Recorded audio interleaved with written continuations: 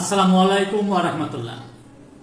দেশের প্রধান প্রধান দৈনিক পত্রিকাগুলো শিরোনামে উঠে আসা শীর্ষ সংবাদগুলো নিয়েই হাজির হলাম আপনাদের সামনে।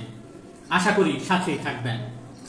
গুরুত্বপূর্ণ খবরগুলোর মধ্যে শুরুতেই থাকছে থাইল্যান্ডের রাজধানী ব্যাংককে অনুষ্ঠিত বিমস্টেক শীর্ষ সম্মেলনে যোগ দিয়েছেন প্রধান উপদেষ্টা ডক্টর মোহাম্মদ ইউনূস। বৈঠকের আগে এক নৈশভোজে পাশাপাশি দেখা যায় ভারতের প্রধানমন্ত্রী নরেন্দ্র মোদী ও ডক্টর মোহাম্মদ ইউনূসকে।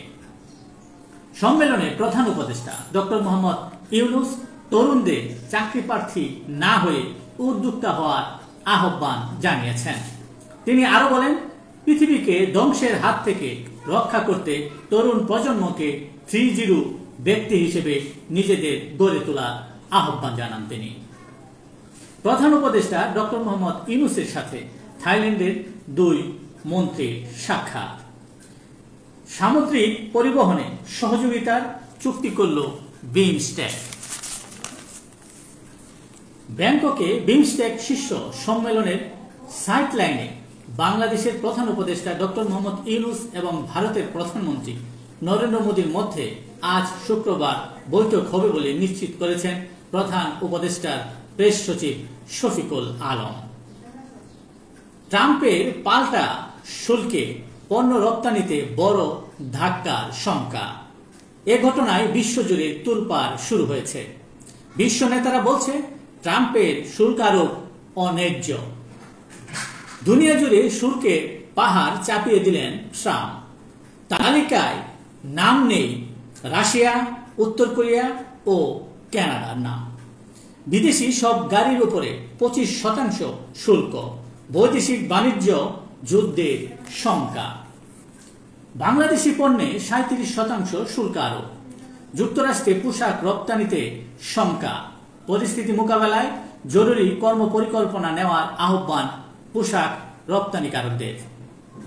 শুল্কের অস্ত্রে রপ্তানি বিপদে, করণীয় দ্রুত নির্ধারণ করছে এনবিআর। পর্যালোচনা করছে সরকার। রোববার জরুরি বৈঠক। চীন সফরে গিয়ে ভারতের 7 সিস্টারকে নিয়ে করা অন্তর্বর্তী সরকারের প্রধান উপদেষ্টা ডক্টর মোহাম্মদ ইউনূসের মন্তব্যে পাল্টা জবাব দিয়েছেন ভারতের পররাষ্ট্রমন্ত্রী এস জয়শঙ্কর। তিনি বলেছেন, আমাদের উত্তর পূর্বাঞ্চলটি বিমস্টেকের জন্য একটি সংযোগ কেন্দ্র হিসেবে আবির্ভূত হচ্ছে, যেখানে সড়ক, রেল, জলপথ, গ্রিড এবং পাইপলাইনের অসংখ্য নেটওয়ার্ক রয়েছে। বিমস্টেক ঘিরে জয়শঙ্করের এই মন্তব্য ভারত বাংলাদেশ কূটনীতিতে বেশ তাৎপর্যবাহী বলে মনে করছে ভারতের গণমাধ্যমগুলো। সাবেক ব্রিটিশ মন্ত্রী টিউলিপ সিদ্দিকের বিরুদ্ধে উত্থাপিত দুর্নীতির অভিযোগের বিষয়ে যে কোনো উত্তর দিতে প্রস্তুত তার আইনজীবী। ব্রিটিশ সংবাদ মাধ্যম স্কাই নিউজকে দেওয়া এক সাক্ষাৎকারে তিনি একথা জানিয়েছেন। অবৈধ সম্পদ ও অর্থ পাচার মামলায় বিচারের মুখে শেখ হাসিনা সহ 1.5 শতাধিক প্রভাবশালী আওয়ামী লীগ নেতা। রুটম্যাপ সহ নানা দাবিতে উত্তপ্ত হবে রাজপথ। প্রধান উপদেষ্টার সঙ্গে সাক্ষাৎ করবে বিএনপি। আওয়ামী লীগ নিষিদ্ধের সোচ্চার হবে জাতীয় নাগরিক পার্টি। সরকারের সময়সীমা রুটম্যাপ ভাবছে জামায়াত ইসলামী। কিছু লোক নির্বাচন না করে আরো কিছুদিন ক্ষমতায় থাকতে চায়। কিছু উপদেষ্টার বক্তব্যেও নির্বাচন নিয়ে সরকারের অবস্থান অস্পষ্ট বলে মনে করছে বিএনপি। গতকাল গাজীপুরের শ্রীপুরে ঢাকা ময়মনসিংহ রেল সড়কে মোহনগঞ্জগামী মহুয়ার ট্রেনে পাওয়ার কারে আগুন ধরে গেলে অবসরপ্রাপ্ত রেলকর্মী বুদ্ধিমত্তায় আগুন থেকে রক্ষা পায় যাত্রীরা। দেশের প্রধান প্রধান দৈনিক পত্রিকার শিরোনামে উঠে আসা আন্তর্জাতিক সংবাদগুলোর মধ্যে শুরুতেই থাকছে, দক্ষিণ কোরিয়ার প্রেসিডেন্ট ইয়ন সুককে অপসারণ করল আদালত। দেশটির সাংবিধানিক আদালত এই রায় দেয়। 60 দিনের মধ্যে নির্বাচন।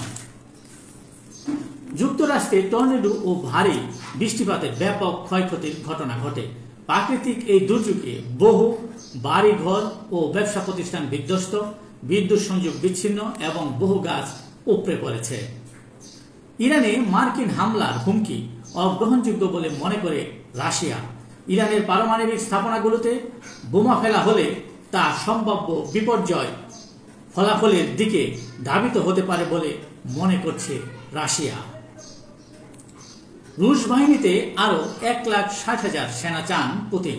5 বছরের মধ্যে ইউ দেশগুলোতে আক্রমণ করতে পারে রাশিয়া, প্রতিরক্ষা কমিশনের হুঁশিয়ারি। ফিলিস্তিনিদের মানব ডাল হিসেবে ব্যবহার করছে ইসরায়েল বাহিনী, এমন তথ্য নিশ্চিত করেছে ইসরায়েলের এক সিনিয়র সেনা কর্মকর্তা। দিনে অন্তত 6 বার বেসামরিক ফিলিস্তিনিদের এভাবে মানব ডাল হিসেবে ব্যবহার করা হতো বলে জানান তিনি। মিয়ানমারে ভূমিকম্প, প্রাণহানি ছাড়ালো 3,000, যুদ্ধবিরতি ঘোষণা জান্তার। এই ছিল দেশের প্রধান প্রধান দৈনিক পত্রিকার শিরোনামে উঠে আসা শীর্ষ সংবাদ, যা নিয়ে এতক্ষণ আপনাদের মাঝে উপস্থিত ছিলাম। আশা করি আপনাদের ভালোই লেগেছে। সার্বিক খবরের বিবেচনায় যদি আপনাদের কোনো অভিমত, অভিব্যক্তি, সমালোচনা কিংবা কোনো পরামর্শ থেকে থাকে তাহলে অবশ্যই কমেন্টসে জানাবেন। আপনাদের কমেন্টসের প্রত্যাশায় আজকের মতো এখানে বিদায় নিচ্ছি। আবারও দেখা হবে আগামীকাল ঠিক একইভাবে। সে পর্যন্ত অবশ্যই সকলেই ভালো থাকবেন, সুস্থ থাকবেন। আসসালামু আলাইকুম ওয়া রাহমাতুল্লাহ।